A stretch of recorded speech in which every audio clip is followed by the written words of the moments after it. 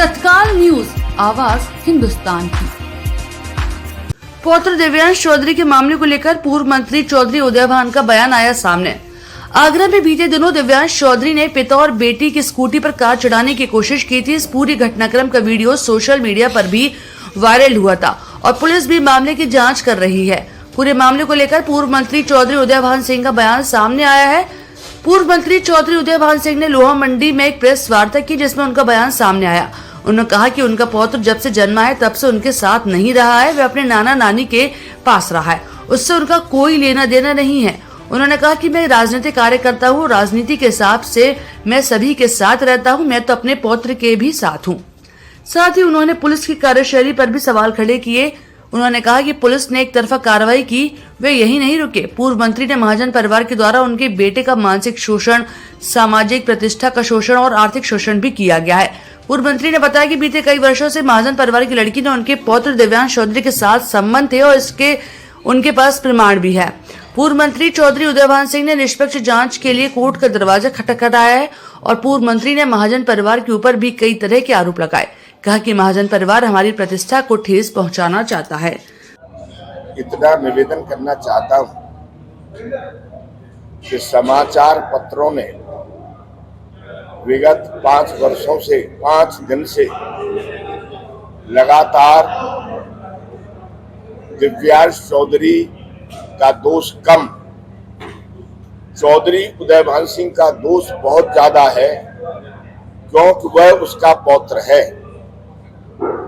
यह समझ करके और 5 दिन से मैं बहुत निराश हूं, हताश हूं और दुखी हूं। मैंने अपने पौत्र को किसी भी तरीके से कोई बचाव करने की प्रतिक्रिया नहीं की है। नंबर 1, बचपन से जब से मेरे पुत्र ने जन्म लिया है तब से लेकर के आज तक मेरा पौत्र मेरे साथ नहीं रहता है। वह अपने नाना नानी के यहाँ 575 पश्चिमपुरी में रह रहा है। नंबर 3, वह 25 वर्ष की आयु का व्यक्ति है। जो गलती करेगा वह उसके साथ में भरेगा। लेकिन पत्रकार बंधुओं ने, समाचार पत्रों ने, मीडिया ने मुझको ऐसा दोषी ठहरा दिया जैसा कि सारा दोष मैंने किया है। मैं 90 तुल्य शब्दों में ये कहना चाहता हूं, ये जांच का विषय है।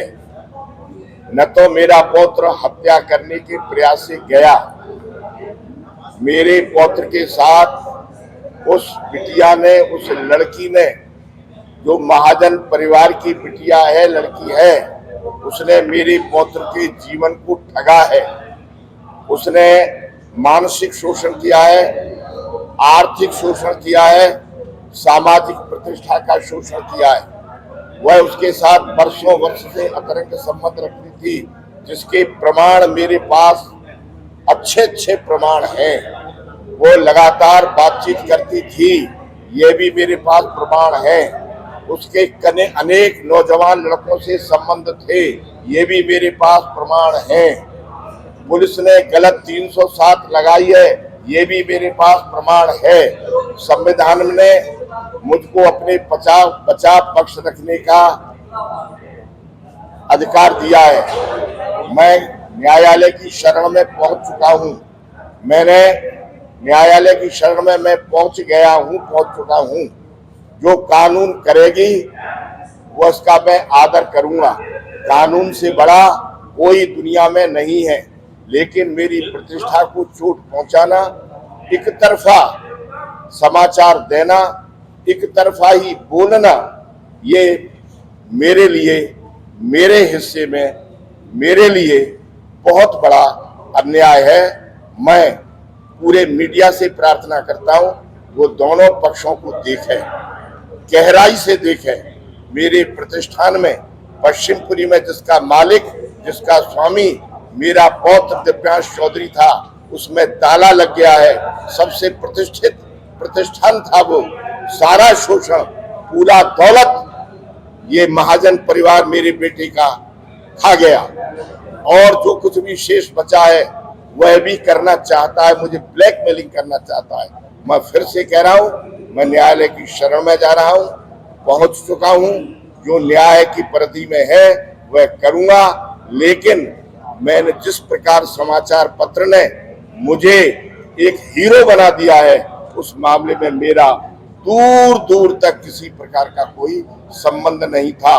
न मैं पौत्र मेरे के साथ रहता है, न मैं उसके पक्ष में खड़ा हुआ हूं। हाँ, मैं राजनीतिक कार्यकर्ता के रूप में दुनिया के साथ खड़ा होता हूं, तो मैं अपने पौत्र के साथ खड़ा होता हूं, तो मैं कोई बहुत बड़ा अन्याय नहीं कर रहा हूं। बहुत बहुत धन्यवाद। घटनाक्रम में लड़की के माँ बाप की मिलीभगत है क्या? ये घटनाक्रम में लड़की के माँ बाप की माता पिता के पूरे घटनाक्रम में है, पूरे जानती थी। माता पिता ने ही सब कुछ खाया है, लूटा है, मानसिक रूप से लूटा है। महाजन को, महाजन की पत्नी को, महाजन के परिवार को, सारे लोगों को मालूम है। वो यहाँ भी दिन भर आती थी, जाती थी, बैठती थी, उठती थी।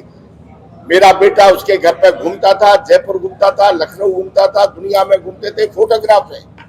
तो क्या दिव्यांश को मारने के लिए बुलाया गया था वहाँ पर? कैसा लगता है कि आपको?